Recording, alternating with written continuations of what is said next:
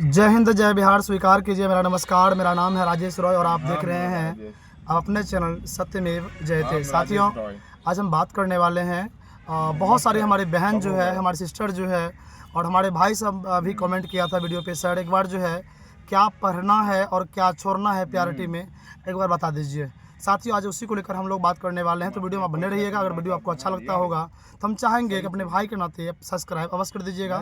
साथ ही साथ अगर वीडियो अच्छा लगे तो एक लाइक तो बनता है। साथियों हम बात करने वाले हैं, सबसे पहले ये बात कर लेते हैं कि बीपीएससी तैयारी 4 के लिए क्या सर कटऑफ जो है और विद्यार्थी की संख्या को देखते हुए क्या रहने वाली है। साथियों, हम पहले ये देख लेते हैं कि आपके पीआरटी में 10,778 सीट है। आप जानते हैं कि महिलाओं को उसमें एक्स्ट्रा 50% आरक्षित हो गया। कहने का मतलब क्या, यानी कि 50% दोनों में बढ़ चुका है।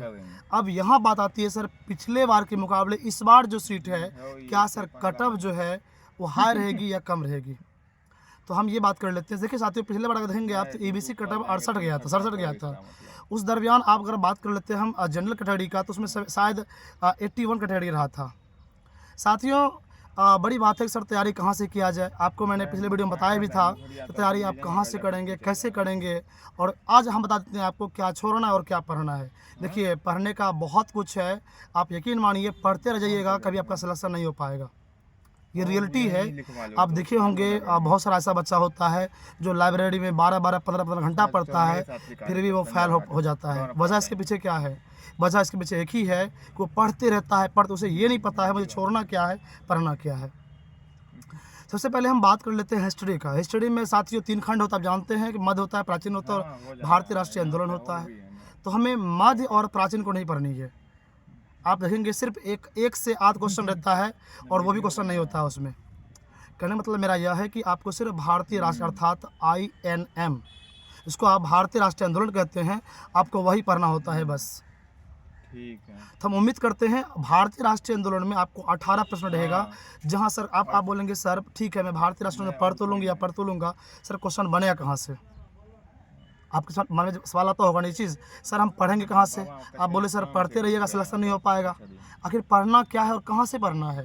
साथियों, हमने आपको पिछले वीडियो में बताया था कि क्लास 8 का इतिहास आता है और क्लास 10 का इतिहास में चैप्टर नंबर 2 जिसका नाम है भारत में राष्ट्रवाद। क्वेश्चन अधिक से अधिक क्वेश्चन वहीं से रहता है। बाकी मैंने आपसे ये भी तो कहा था कि साथियों जो PYQ होता है उनको आप अवश्य बनाइएगा, उनको आप अवश्य बनाइएगा, और PYQ जो आपका डिफिनेशन होता है उनको आप कर लीजिएगा। और यदि मेरा बात मानते हैं, आप चाहते हैं मेरा अच्छा मार्क्स आ जाए, तो हम चाहेंगे आपसे कि आप एक बार घटना चर को बस लगा लीजिएगा। क्यों, हमने देखा आप खुद अगर PYQ लगाए होंगे आपको एहसास होगा इस चीज़ का कि ऑप्शन सहित मिला है, उसमें क्वेश्चन काटा नहीं है, ऑप्शन से। अगर ऑप्शन घटना चर में B है तो वही ऑप्शन यहाँ के B दे दिया, छोड़ दिया है। सोचिए क्वेश्चन कैसे बनाया गया है। यदि क्वेश्चन टफ करेगा, लेवल अपर देगा, तो हम आपसे बोलना चाहेंगे जो PYQ आप कीजिएगा, डिफिनेशन जो होगा उनको अंडरलाइन करके पढ़िएगा। निश्चित रूप से आप पाएंगे 18 में जो है 15-16 आप सही कर लीजिएगा। तो मुझे पूरा विश्वास है कि INM के लिए इतना इनफ है। मैंने क्या कहा आपसे, क्लास 8 का इतिहास, क्लास 10 का इतिहास का भारत में राष्ट्रवाद, और साथ ही घटना चक्र और PYQ तो लगे भी कीजिएगा, है ना। चलिए हम बात कर लेते हैं अब EVS और भूगोल के लिए। साथियों दोनों मिला के अगर हम बात करें, हालांकि EVS जो है वो भूगोल के अंतर्गत ही आता है, आप सभी जानते हैं ये बात। तो हम बात कर लेते हैं EVS के लिए। तो हम आपको बता दें जानकारी के लिए, क्लास 6, 7, 8 और 9, 10 ये बहुत इंपॉर्टेंट है भूगोल के लिए। और 11वीं भूगोल EVS के लिए साथियों आपको सिर्फ क्लास 11वीं का जो भूगोल आता है भारत का भौतिक वाला, वो पढ़ लीजिएगा। मैं आपको गारंटी और दावे के साथ कहता हूँ इतने प्रश्न में आपका निश्चित रूप से साथियों, यदि मान लीजिए 26 प्रश्न पूछा है एग्जाम में, तो निश्चित रूप से आपका प्रश्न जो है 23-24 नंबर आप जरूर सही कर पाइएगा। अब भूगोल है ना, ये तो समुद्र है, जितना मतलब है ना, जितना पानी निकालिएगा उतना और उसमें पानी बचेगा। तो भूगोल वही विषय है, फिर भी आप 23-24 नंबर आराम से ला लीजिएगा। ध्यान रहे आपको PYQ अवश्य करनी है, साथ में घटना चर को बिल्कुल भी नहीं भूलिएगा। तो बाद में मुझे बोलिएगा कि सर आपने बताया तो था, मैंने किया भी नहीं और आज देखिए मेरा नंबर कम आ गया।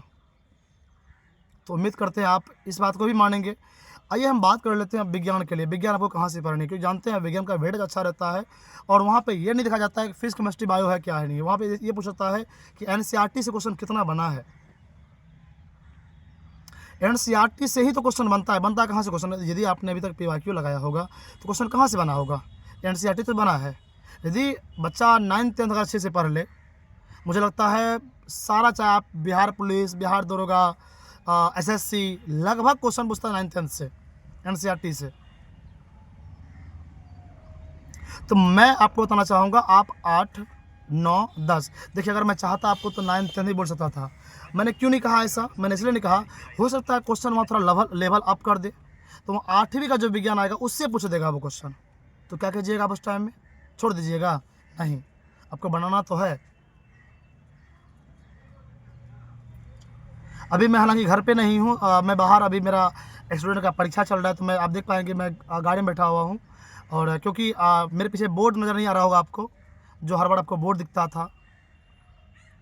तो हम उम्मीद करते हैं भारत का भौतिक, आप भूगोल अवश्य पढ़िएगा 11वीं क्लास का, बिल्कुल इग्नोर मत कीजिएगा। मैं दावे के साथ कहता हूँ, भूगोल अगर 10 पूछेगा ईवीएस, तो उसमें आप 8 प्रश्न जरूर सही कर लीजिएगा, समझे ना?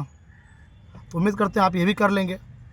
अब सवाल, हमारी बहुत सारी बहन थी, सिस्टर थी, उन्होंने मैसेज की थी मुझे, कमेंट भी, आप देखेंगे कमेंट भी की है वो लोग, सर पॉलिटी बता दीजिए ना, पॉलिटी कहाँ से पढ़ें। साथ ही आपके जानकारी बता दूं कि आप अगर TR3 के क्वेश्चन देखेंगे तो उसमें पॉलिटी का सिर्फ 4 क्वेश्चन था, जिसमें 2 क्वेश्चन आपके भारतीय राष्ट्रीय आंदोलन से रिलेटेड क्वेश्चन था। ये बात आप जान लीजिए। पॉलिटी के लिए मुझे लगता है पढ़ना बेकार है आपके लिए। क्यों बेकार है? यदि आपको 2 क्वेश्चन के लिए पूरा किताब पढ़ना पड़े तो फालतू किताब है फिर उस जगह। यही बच्चा गलती करता है, वो पूरा पॉलिटी पढ़ेगा बगल से। हम आपसे पूछते हैं, आप 6 का पढ़िएगा, 7 का पढ़िएगा, 8 का पढ़िएगा, 9 का पढ़िएगा, 10 का पढ़िएगा, कितना पॉलिटी पढ़िएगा आप? बोलिए मुझे।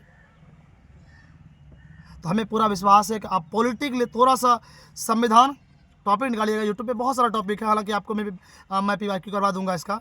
संविधान और अनुच्छेद, बस 2-3 प्रश्न यहाँ से रहता है, इसके अलावा पीआरटी क्वेश्चन नहीं पूछता इसका। हाँ, इतिहास में आपको लेकिन जो मंत्री बना था, जैसे मान लीजिए डॉक्टर राजेंद्र प्रसाद था, पिछला बार खाद्य एवं कृषि मंत्री, उससे पूछ दिया था।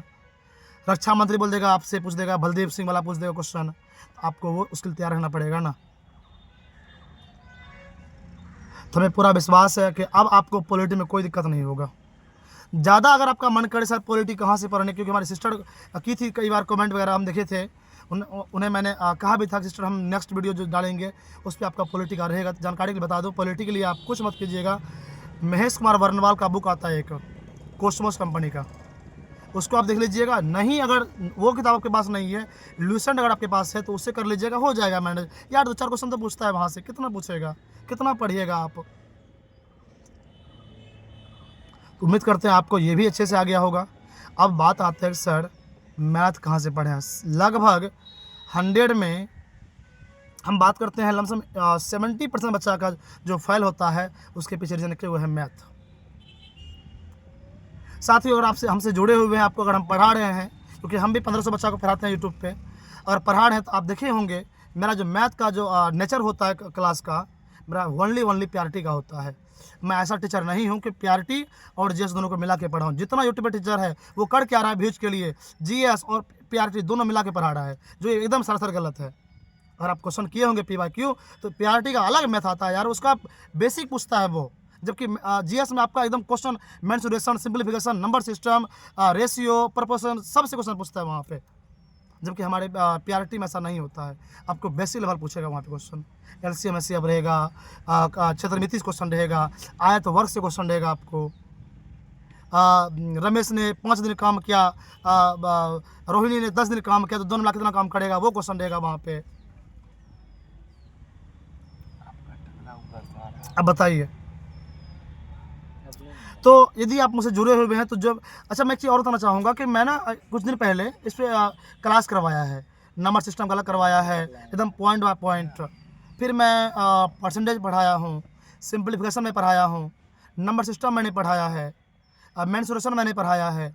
आप उस वीडियो के बारे ज़रूर देख लीजिएगा। निश्चित रूप से मैं गारंटी और दावे के साथ कहता हूँ, जो बीपीएससी में पूछता है प्रश्न पीआरटी का, आपसे वो क्वेश्चन बन जाएगा।